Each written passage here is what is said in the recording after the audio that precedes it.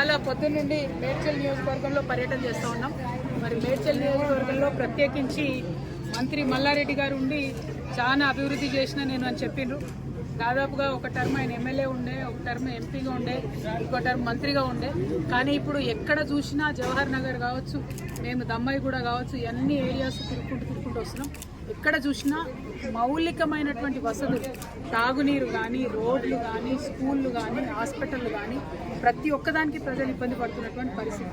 అన్నిటికన్నా దారుణం ఏంటంటే ఇంత పెద్ద మేడ్చల్, మొత్తం ఇండియాలోనే అతిపెద్ద ఎమ్మెల్యే కాన్స్టిట్యున్సీ అని చెప్పుకునే మేడ్చల్లో, హైదరాబాద్కి కూతవేట దూరంలో ఉన్న మేడ్చల్లో ప్రభుత్వ జూనియర్ కళాశాల కావచ్చు, ప్రభుత్వ డిగ్రీ కళాశాల కావచ్చు తక్కువనే.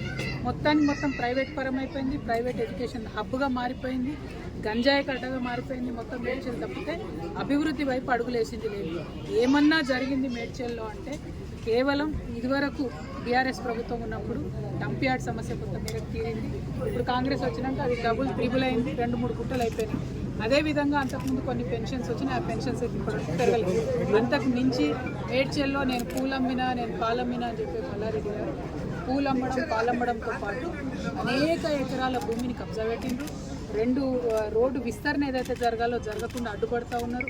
వారి కాలేజీలు, వారి యూనివర్సిటీలు తప్పితే ప్రజలేం బాగుపడ్డారని చూస్తే మాత్రం దారుణమైన పరిస్థితి. ఎందుకంటే గవర్నమెంట్ కట్టించిన డబుల్ బెడ్రూమ్ దగ్గరికి పోయొచ్చిన మేము పొద్దున 4000 మంది ఉన్నారు. 4000 మందికి 2-3 బస్సులు కూడా లేని పరిస్థితి.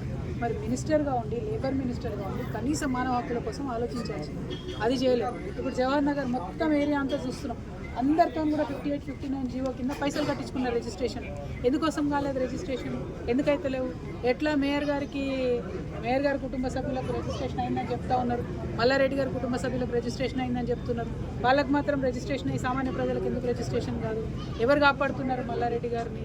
ఎవరు అండదండలు చూసుకొని రిజిస్ట్రేషన్ చేసేటోళ్ళు? మేము మాత్రం దీని మీద న్యాయ పోరాటం తప్పకుండా చేస్తాం. ఏదైతే 58-59 కింద లక్షలాది రూపాయలు కట్టి పేద ప్రజలు వెయిట్ చేస్తున్నారో అవి రిజిస్ట్రేషన్ అయ్యేంత వరకు అవసరమైతే సుప్రీంకోర్టుల దాకా కూడా తెలంగాణ జాగృతి పోతుంది, పోరాటం చేస్తుందని తెలియజేస్తా ఉన్నాం.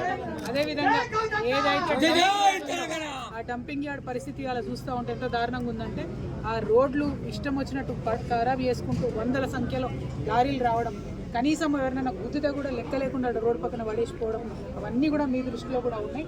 అటువంటి పరిస్థితుల నుంచి మారాలి. ఇవన్నీ పోని పక్కకు పెడదాం అనుకుంటే మిషన్ భగీరథ పైప్ లైన్లు ఉన్న చోట కూడా వారానికి ఒక్కసారి కూడా నీళ్ళు వస్తుంది. మరి ఏంది ఇది? మున్సిపాలిటీ వాళ్ళు మంచినీళ్ళ ట్యాక్స్ కట్టించుకోండి అంటే కూడా కట్టించుకోకుండా రిజిస్ట్రేషన్ చేయలేదని చెప్తున్నారు. ఏంది ఇది? ఇంత సమన్వయం లేకుండా ఎట్లుంటారు? ఖచ్చితంగా మల్లారెడ్డి గారు శ్రద్ధ పెట్టాలి, ఈటెల రాజేంద్ర గారు శ్రద్ధ పెట్టాలి. అందరికన్నా ఇంపార్టెంట్